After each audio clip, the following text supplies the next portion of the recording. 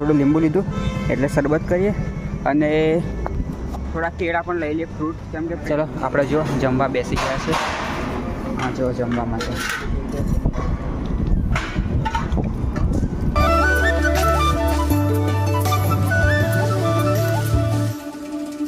હર હર મહાદેવ દોસ્તો, હું તમારો ગોપુભાઈ આપણા ગુજરાતના મહીસાગર જિલ્લાથી, એટલે કે જીજે 35. હું સાયકલ લઈને જઈ રહ્યો છું અમરનાથ, એ બી જમ્મુ કાશ્મીરમાં આવેલું છે.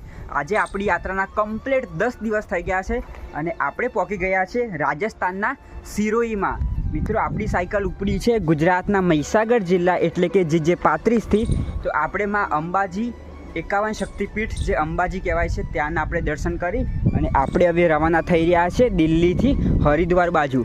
હરિદ્વારથી આપણી ચારધામ યાત્રા એટલે કે ગંગોત્રી, કેદારનાથ, બદ્રીનાથ અને યમુનોત્રી ચારધામની યાત્રા કરી. એની યાત્રામાં આપણે કમસે કમ 20 દિવસ જેવો સમય લાગશે. યાત્રા પટાઈ આપણે પાછા હરિદ્વારમાં આવશું અને હરિદ્વારથી આપણે જશું જમ્મુ કાશ્મીર એટલે કે માં વૈષ્ણોદેવી જે કટરામાં આવેલું છે. માં વૈષ્ણોદેવીને દર્શન કર્યા બાદ આપણો છેલ્લી યાત્રા એટલે કે બાબા અમરનાથની યાત્રા બાદ પછી આપણે ઘરે વાપસી એટલે કે પાછા આવી જશું. પણ ખબર નહીં મિત્રો, આ યાત્રામાં આપણે કેટલો સમય લાગશે. આજે ઘરેથી નીકળ્યા કમ્પ્લીટ 10 દિવસ થઈ ગયા છે અને અમે જો કંઈક આવી જગ્યા છે એક રબારી સમાજ ભવન. આજ સુધી અમે જેટલી પણ જગ્યાએ રોકાઈએ છીએ ને, અમારી જોડે કોઈ પણ પૈસા લેવામાં નહીં આવતા. જેટલી પણ જગ્યા રોકાય એટલી જગ્યા પર અમને જમવાનું પણ મળી જાય છે. બાકી બપોરનો એવો નાસ્તો તમારે પોતાના પૈસાથી કરવો પડે છે. બાકી જગ્યા પણ કમ્પ્લીટ છે અને અમે 3 ભાઈ છે સાયકલવાળા. એક રહી આપણી, એક રહી હોલી ત્યાં અને એક રહી જો ત્યાં તૈયાર થાય છે. બરાબર, રોજ અમે નક્કી કરીને સૂઈ જઈએ કે કાલે આપણે 8 વાગે અહીંયાથી નીકળી જશું. 5 વાગે તો બી 8 તો વાગી જ જાય. કંઈ નહીં મિત્રો, આ રહી આપણી આવી યાત્રા છે. તો ચલો હવે આપણે અહીંયાથી નીકળીએ. એકને ખાહ પર અમે કમસે કમ 20 કિલોમીટરથી વધારે સાયકલ ચલાવી લીધી અને આ એક હોટલ જેવું આવ્યું છે, ઢાબા જેવું. જો તમારો ગોપુભાઈ એક હાથથી સાયકલ ચલાવે ને, આ હોટલ ઢાબા જેવું આવ્યું છે. અહીં બેસીએ થોડી વાર. કમસે કમ 20 કિલોમીટરથી વધારે ચલાવી લીધી. એ પાછી એકને એક શ્વાસ પર અમે તો થઈને ચાલો આપણી સાયકલ તઈ પાર્કિંગમાં મૂકી છે અને હમણાં કમસે કમ 25 જેવું કિલોમીટર અમને કાપી નાખ્યું છે. 25 કિલોમીટર આ દુકાનો જેવી આવેલી. અને સવારનું થોડુંક પેટમાં દુખતું હતું અને ચક્કર પણ લાગતા હતા.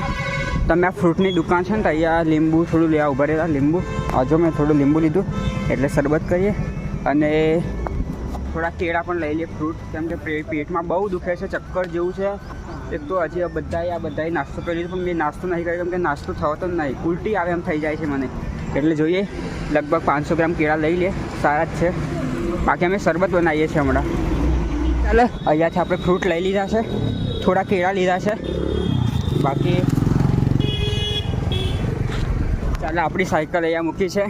આજે આખા દિવસનું ચક્કર જેવું થઈ ગયું છે. આ બધાએ કચોરીને સમોસા ખાધા, મેં તો કંઈ ખાધું જ નહીં હજી. તમે અહીંયા શરબત, લીંબુ લીધું, પાણી લીધું અને અહીંયાથી થોડી મોરસ લઈએ છીએ અને ત્યાં હોટલમાં થોડું મીઠું લેશું એમ કહીને શરબત બની જશે. કારણ કે અહીંયા ગમે તે વેચે છે પણ કંઈ સારું જ નહીં. ચાલો કમ્પ્લેટ 1 વાગે 1:30 થઈ ગયો છે અને આ કંઈક આવી જગ્યા હતી, બાયપાસ જાય છે. તો આપણી સાયકલો ઊભી કરીને થોડી વાર આરામ કરીએ છીએ અને રીતિલભાઈ હમણાં નાહવા માટે જઈ રહ્યા છે. બાકી આપણે બે મોટા કમ્પ્લેટ સૂઈ ગયા અને તબિયત બહુ ખરાબ છે, થોડું ઉલટી આવે એવું થઈ ગયું છે. પણ કંઈ નહીં, હવે થોડી વાર આરામ કરીએ અહીંયા પર, પછી શાંતિથી નીકળીએ. બાકી આપણી સાયકલો જો, અને આ ગાડી કેટલી મોટી છે જો, હાઈવો આખો મોટો હાઈવે જો. કંઈ નહીં આપણી સાયકલો. તો ચાલો થોડી વાર આરામ કરી પછી આગળ અહીંયાથી નીકળીએ. ચાલો કમ્પ્લેટ 3:30 થઈ ગયા છે અને આપણે અહીંયા લીમડા નીચે બહુ બધો વિશ્રામ કર્યો, કમસે કમ 2 કલાક જેવો આરામ કર્યો. બાકી હવે આપણે આગળની બાજુ નીકળીએ. 3:30 થઈ ગયા છે. જોઈએ લગભગ કાપીએ કેટલું કપાય છે સાંજ સુધીમાં. બાકી આ ચશ્મા એક તો આવતા બી નહીં મારા પાસે. ચલો તૈયાર થઈ ગયા, હવે આગળ વધવા માટે તૈયાર થઈ ગયા આપણે ગોપુભાઈ. આપણી સાયકલ કમ્પ્લીટ ચાલુ જ છે અને આજે કેટલા મસ્ત ડુંગરો છે. કમ્પ્લીટ ટાઈમ 5:30 થઈ ગયો છે અને આપણે જો અમે તરસ બરસ લાગે ને, તમે કોઈ પેટ્રોલ પંપ હોય ને ત્યાં જ જતા રહીએ છીએ. આ પેટ્રોલ પંપ છે અહીં પાણી પી આવ્યા છે ને થોડી વાર રેસ્ટ કરીએ પહેલાં. ચાલો આપણે જો આવા પેટ્રોલ પંપ પર બેઠા છીએ. તમે બધું કહો ને કે તમે પાણી કઈથી પીવો છો, ભાઈ તમે આમ વોશરૂમ જવા માટે, ટોયલેટ જવા માટે મતલબ કઈ જાઓ છો. આવું પેટ્રોલ પંપ હોય ને અમે ત્યાં ઊભા રહી જઈએ, પછી ત્યાં થોડી વાર રેસ્ટ કરીએ. પાણી હાની થઈ એકદમ ચીલ્ડ આવે, મતલબ એકદમ ઠંડુ પાણી આવે, કૂલરનું પાણી. આ પાણી પીએ. બાકી મને તો અહીંયા જો કૂલર મળી ગયું છે તો મસ્ત ઠંડુ પવન આવે છે. બાકી પેલા બે તડકામાં તો લૂ ખાય છે. જો એક તો આ જો પાડું મોટું ઊભો રહ્યો વચ્ચે, બરાબર. બાકી ચાલો આપણી સાયકલ આવું બી છે. અને હા, મેં કેટલા મસ્ત પહાડો દેખાય છે. જો કેટલા મસ્ત ડુંગરાઓ છે, બાજુમાં હાઈવે રોડ છે. જુઓ તો કહીએ મસ્ત ઠંડુ પાણી પીએ. એકદમ ચીલ્ડ પાણી હોય છે, એકદમ ઠંડુ નેચરલ પાણી.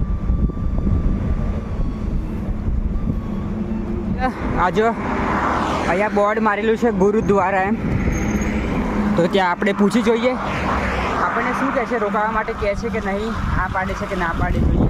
બાકી ગુરુદ્વારા જે હોય ને એ પંજાબી લોકોનું હોય છે, પંજાબના જે હોય ને એમના તરફથી હોય છે. મતલબ આ એક મંદિર ટાઈપ જેવું જ હોય છે. ચાલો પૂછીએ ત્યાં. લગભગ યાર આપણી સાયકલ અહીં મૂકી દીધી.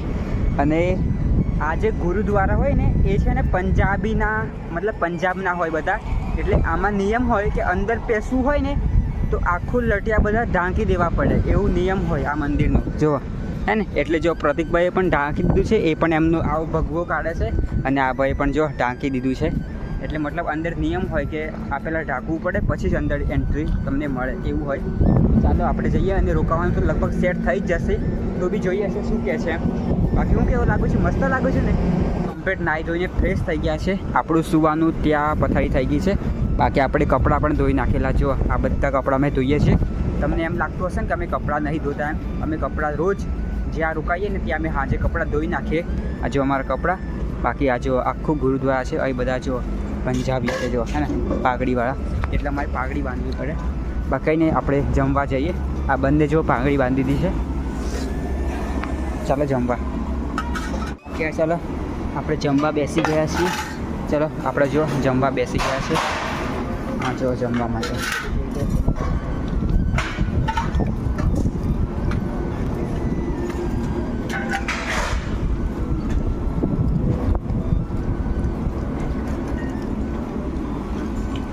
અહીં ભાખરી આવી ગઈ છે અને દાળ છે ચણાની.